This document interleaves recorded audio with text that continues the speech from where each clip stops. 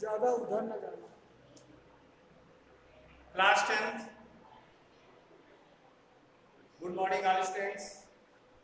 Now today is classes. Yesterday I have explained you about the sentence and kinds of the sentence.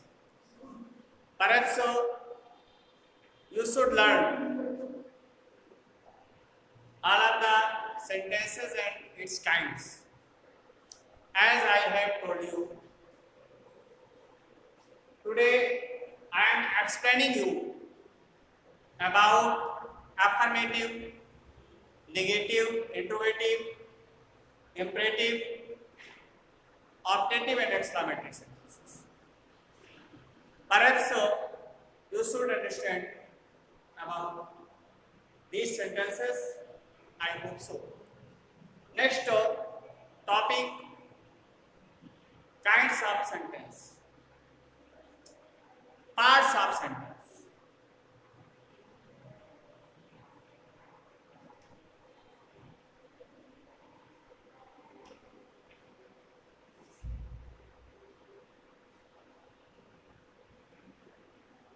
वाक्य के भाग,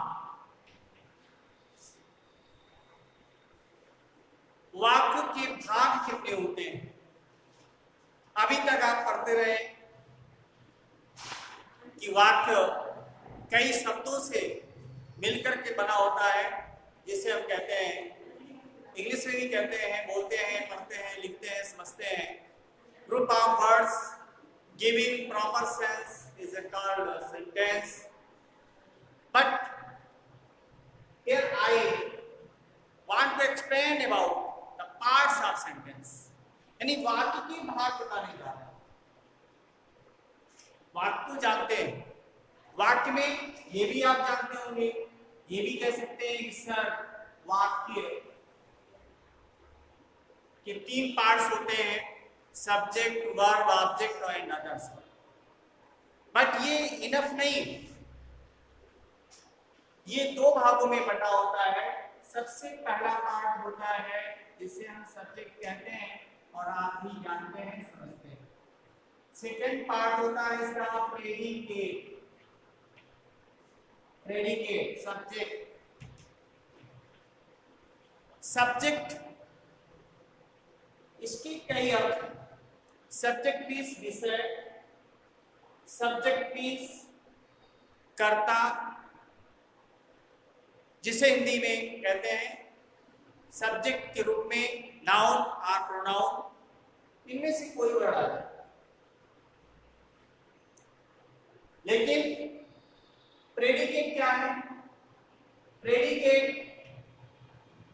इसके अतिरिक्त जितना बचा हुआ भाग है वो प्रेडिकेट। लेकिन सब्जेक्ट यही खत्म नहीं होता, सब्जेक्ट का दूसरा अर्थ भी है जिसे हम कहते हैं उद्देश्य। क्या बोलते हैं इसको? उद्देश्य। वैसे इसे सब्जेक्ट को कर्ता के रूप में, सब्जेक्ट को एक विषय के रूप में सब्जेक्ट कहते हैं। What subject do you like most? In which subject have you interested much? So these are many sentences you can often use, but here only meanings of subject is उद्देश्य। इसकी मीन्स है विधेय। Subject और predicate, उद्देश्य और विधेय, इनको हमें समझना है, इसको हमें फाइंड आउट करना है, सेंटेंस बनाना है, सेंटेंस रीअरेंज करना है, या सेंटेंस कंप्लीट नहीं है उसे पूरा करना है। तो इसके लिए भी हमें बहुत सारा मैटर्स इसमें डालना पड़ता है, तभी सेंटेंस पूरा होता है। सबसे पहले जानते हैं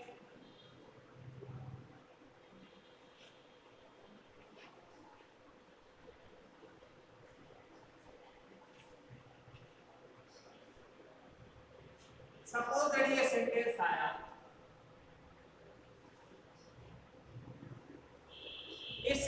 इसमें यहाँ ही दिया गया है, ये प्रोनाउन के रूप में है और ये सब्जेक्ट है।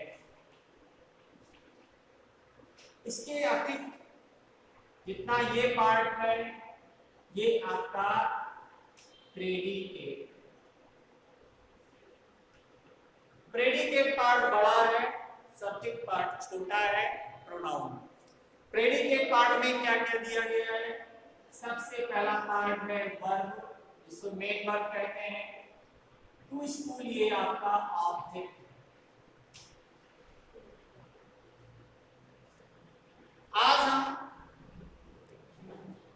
इस पर चर्चा करना चाहते हैं क्या कि सब्जेक्ट यानी उद्देश्य है, उद्देश्य कि कितने पार्ट हैं, कितने पार्ट किए जा सकते हैं। उद्देश्य जैसे यहां पर लिखा हो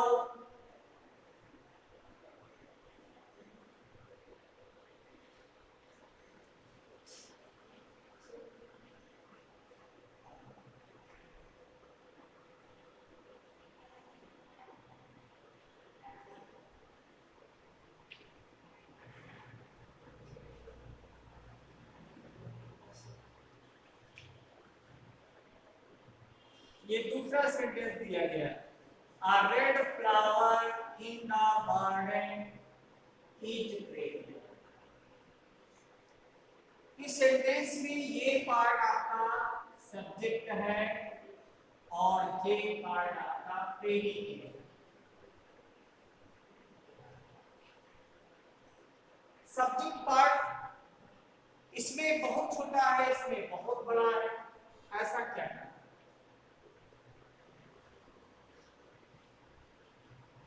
ऐसा क्या करें? सब्जेक्ट पोर्शन यहां पर बड़ा कर दिया और प्रेडिकेट का छोटा। इसका मीन्स है यहां पर सब्जेक्ट के बहुत से पार्ट जुड़े हुए हैं, यहां पर केवल सिंगल वर्ड दिया था। इसमें पार्ट कौन कौन से हैं ये दिख रहे हैं, स्पष्ट रूप से दिख रहे हैं। मैं इसका अभी एक एक वर्ड लिखने दे रहा हूं और इसको समझा दे रहा हूं कि सब्जेक्ट कितने पार्ट में डिवाइड है। समझने के लिए सबसे पहले हम सब्जेक्ट पार्ट लिख रहे हैं, इसको आप ध्यान से देखिएगा।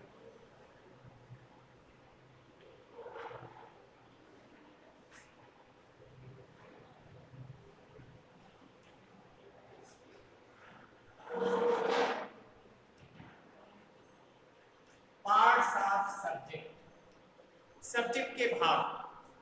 सब्जेक्ट के भाग में सबसे पहला भाग है आपका जो जिसे क्वालिफायर बोलते हैं। सेकेंड पार्ट इसका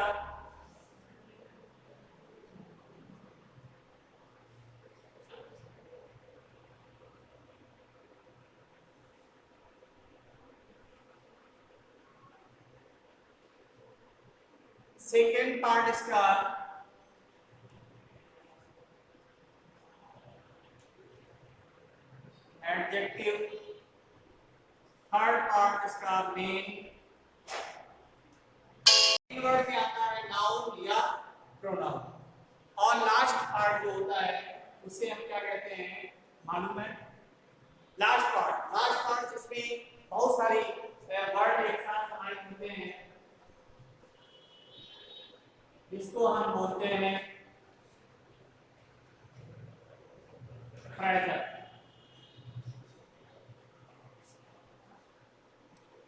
इसमें क्वालिफायर क्या होता है इसके बारे में बता। क्वालिफायर के अंतर्गत आपका आर्टिकल आता है। आर्टिकल के साथ आपका डिमांस्ट्रेटिव प्रोनाउन आता है। डिमांस्ट्रेटिव प्रोनाउन के साथ और क्या क्या इसमें चीज आती है? कुछ एडजेक्टिव वर्ड भी आ जाते हैं, कुछ एडवर्ब भी आते हैं। Very, few, some, these, those, this, that, ये सभी वर्ड इसके अंतर्गत आते हैं। तो यहाँ हम लिख रहे हैं आप समझ लीजिएगा, this that these those few some a and the ये सभी हमारे क्वालिफायर्स। इसके अतिरिक्त अब दूसरी बात आती है जिसे हम एडजेक्टिव कहते हैं, सभी को मालूम है। एडजेक्टिव होता क्या है? Adjective is a word which qualify noun और प्रोनाउन। जो नाउन या प्रोनाउन की विशेषता बताता है वही एडजेक्टिव होता है। एडजेक्टिव में वर्ड लिमिट नहीं है। एडजेक्टिव बहुत ही विस्तृत है, व्यापक है, इसे शब्दों में सीमित नहीं किया जा सकता। इसलिए मैं बहुत थोड़े एग्जांपल्स में दे रहा हूं, आप इसके माध्यम से समझ जाएंगे कि एडजेक्टिव क्या होता है, कैसे पहचानते हैं। जैसे लिखा हो good, bad, red, glad, clever, ET. इसके बाद ये मेन वर्ड है नाउन या प्रोनाउन। आप सभी समझते हैं कि नाउन के अंतर्गत मैंने बताया भी था कि नाउन के 5 प्रकार होते हैं, जिसमें से प्रॉपर, कॉमन, मटेरियल और आवश्यक नाउन, कलेक्टिव नाउन। इन सभी नाउन में से कोई भी वर्ड आ सकता है या प्रोनाउन। प्रोनाउन में मुख्यतः पर्सनल प्रोनाउन, लेकिन अदर प्रोनाउन का भी प्रयोग किया जा सकता है। दरअसल में इसमें कुछ ऐसे वर्ड हैं जो इसमें प्रयोग किए जाते हैं, जिसमें आर्टिकल भी है, पार्टिसिपल भी है और जीरेंड भी है। इसके अंतर्गत आपके पार्टिसिपल, जीरेंड, प्रीपोजिशन, ईटीसी, इनका प्रयोग समझ में आ रहा है? यानी क्वालिफायर, एडजेक्टिव, मेन वर्ड और पार्टिसिपल, जीरेंड या प्रीपोजिशन। समझ गए? आज आपको ये समझना है और इसकी सेंटेंसेस मैं लिख रहा हूं, उनको आपको पार्ट्स ऑफ सब्जेक्ट्स में आपको फाइंड आउट करना है कि कौन सा पार्ट ऑफ स्पीच में, पार्ट्स ऑफ सेंटेंस में, पार्ट्स ऑफ सब्जेक्ट में होगा। इसको आप क्लियर करेंगे। आप